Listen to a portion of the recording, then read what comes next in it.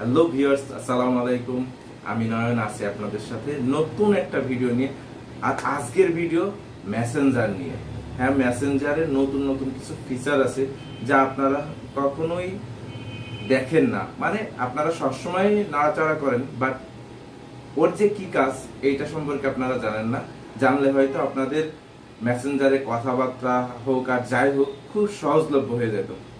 আজকেই সেটা দেখাবো এই ভিডিওর মাধ্যমে। এবং কোন সেই বিষয়টা একটু বলেই দিই। সেটা হলো মেসেঞ্জারে যে ভয়েস চ্যাট, সেই ভয়েস চ্যাটটাই আজকে দেখাবো যে ভয়েস চ্যাটের কি কি বিষয় থাকে। অনেকে বলতে পারেন যে ভয়েস চ্যাটের আবার কি থাকবে, কিন্তু দেখার পরে তারপর আপনি বুঝবেন যে কি চমকটা থাকে। তো চলুন, কথা আর বাড়াবো না, বেশি কথা বলে লাভ নেই, দেখিয়ে দিই। Let's go. তো সরাসরি আমরা প্রথমে মেসেঞ্জারে চলে যাই, যাওয়ার পরে তারপর দেখাই যে কিভাবে এই ভয়েস এসএমএসটা, মানে আজকে টপিকসের যে ভয়েস এসএমএসের বিষয়টা।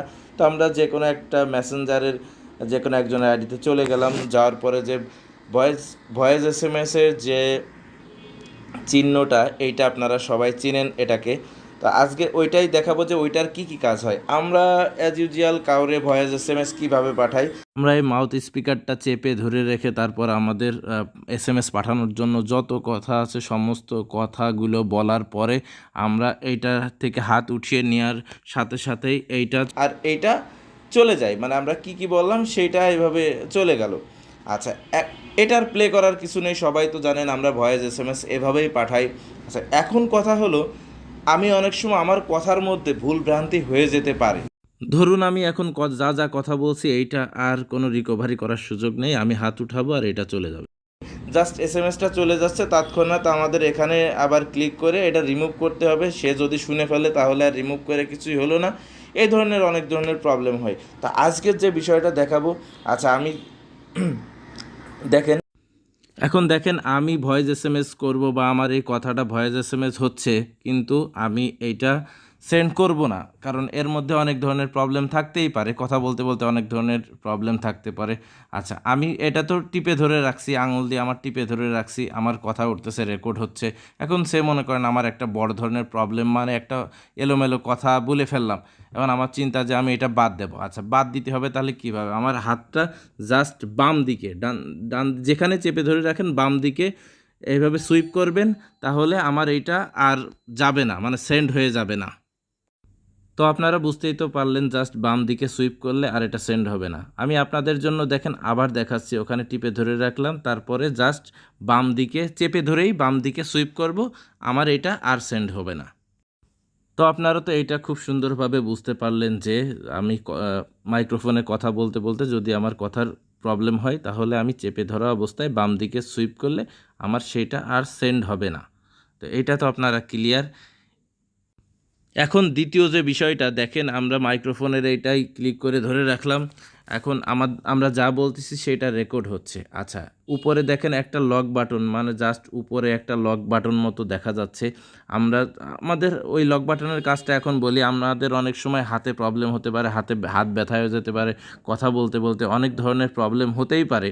তো যখন আমাদের প্রবলেম হবে, জাস্ট আমরা এই হাতটা ওখানে চেপে ধরা অবস্থায় জাস্ট ওই লক বাটনটার উপরে যেয়ে ছেড়ে দেব, এইটা লক হয়ে যাবে। তারপর আপনি হাতটা সরিয়ে ফেলবেন, আর কোনো ঝামেলা নেই। যতটা সময় আপনার ইচ্ছা ততটা সময় কথা বলে আপনি তীর বাটনে ক্লিক করলেই সেন্ড হয়ে যাবে। কিন্তু একটা কথা থাকে যে কথার মধ্যে তো ভুলভাল হতেই পারে, আপনি কি কথা বলছেন সেটা আপনার শোনার দরকার হতে পারে।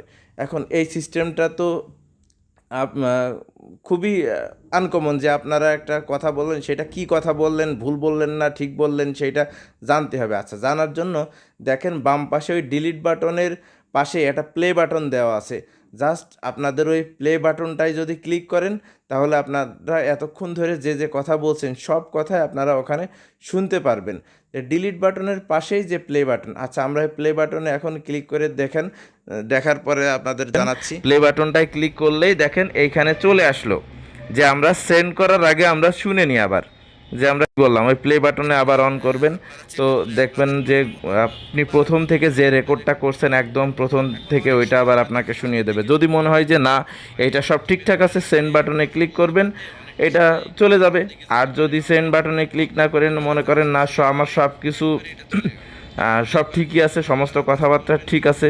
তাহলে আপনারা দেখেন এইখানে মাউথ প্লাস দেওয়া আছে, জাস্ট এই মাউথ প্লাস যেটা, ওই প্লাসে ক্লিক করার সাথে সাথে আপনি এতক্ষণ ধরে যত কথা বলছেন তারপরে আপনি যে কথা বলবেন সেই কথাগুলো অ্যাড হবে, তার মানে ওর সাথে যোগ হয়ে যাবে।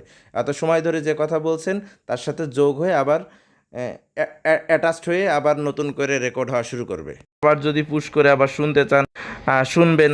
তো এইভাবে আপনারা যদি ওর সাথে প্লাস করে কথা বলতে চান, শুনে কথা বলতে চান, যাই হোক এক কথায় ভয়েস SMS এর আগে আপনারা যেটা জানতেন যে একবার টিপে ধরে হাত সরাই নিলে ভয়েস SMS চলে গেল, এখন আমি আপনাদেরকে দেখিয়ে দিলাম যে ভয়েস SMS হলো তাতে কি, সেটাও আপনারা শুনে মূলে বুঝে তারপরে আবার পাঠাইতে পারবেন। এমন অনেক ধরনের আমি নিজেই প্রবলেমে পড়ছি যে একজনকে আমি একটা ভয়েস SMS পাঠাবো, ভুলভাল একটা কথা বলে ফেলছি, পরে আমার মনে হলো যে না আমার এটা বলা উচিত হয়নি। তো আমার মনে হয় সবারই এরকম শুনে মিলে তারপর SMS পাঠানো উচিত। এই ভিডিওর যে ভয়েসের প্রবলেমগুলো আছে আশা করি আপনারা সেগুলো ক্ষমা দৃষ্টিতে দেখবেন, কারণ আমি যখন মাউথ স্পিকার অন করছিলাম তখন আমার স্ক্রিন রেকর্ডারের যে ভয়েস রেকর্ডার সেটা কাজ করছিল না। তো এগুলো ক্ষমা দৃষ্টিতে দেখে আপনারা ভিডিওটা সুন্দরভাবে গ্রহণ করবেন। তো সকলকে ধন্যবাদ ভিডিওটা দেখার জন্য। আল্লাহ হাফেজ।